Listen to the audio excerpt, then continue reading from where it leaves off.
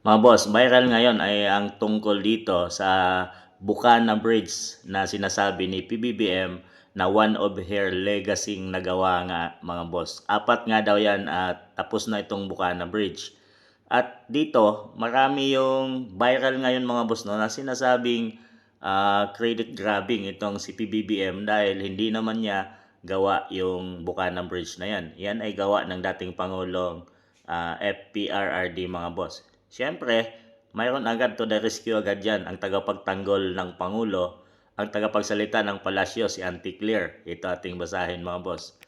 Palasyo, sa credit grabbing issue, wala kaming narinig na ganyan. Sa ngayon po, Bukana Bridge ay natapos po sa panahon ni Pangulong Marcos Jr.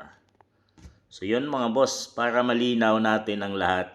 At eto, kasalukuyang nasa dahig ICC the Netherlands ngayon si VP Inday Sara Duterte. At sinasabi doon mga boss no, noon siya pa ay mayor ng Davao City at ang presidente ng Pilipinas ay ang kanyang ama na si PRRD mga boss ay dito na nila inumpisahan itong Bukana Bridge. Ano nga bang katotohanan?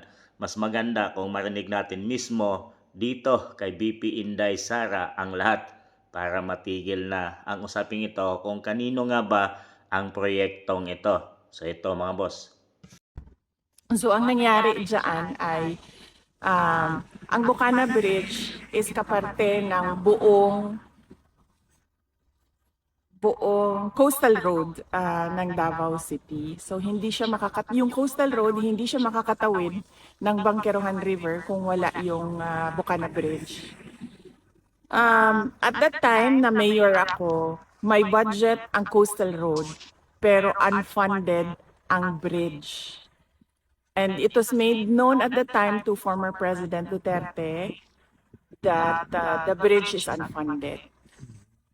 At siya ay naghanap ng paraan para mabigyan ng pondo yung bridge.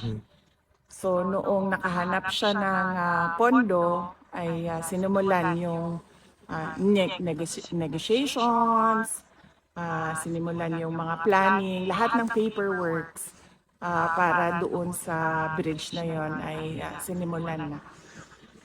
But ngayon, nandiyan na yung bridge, so dapat nating pagpasalamatan para sa akin bilang isang Dabawenyo at syempre sa mga tiga Mindanao na din dahil nagbe-benefit din sila doon sa coastal road na yun, no? Traveling from south to north of.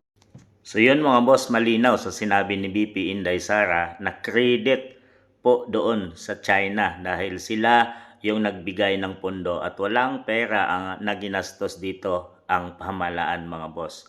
At dapat i-credit ni PBBM sa dating administrasyon o kay FPRRD mga boss dahil siya ang gumawa ng paraan para makahanap ng pondo at magawa itong Bukana Bridge.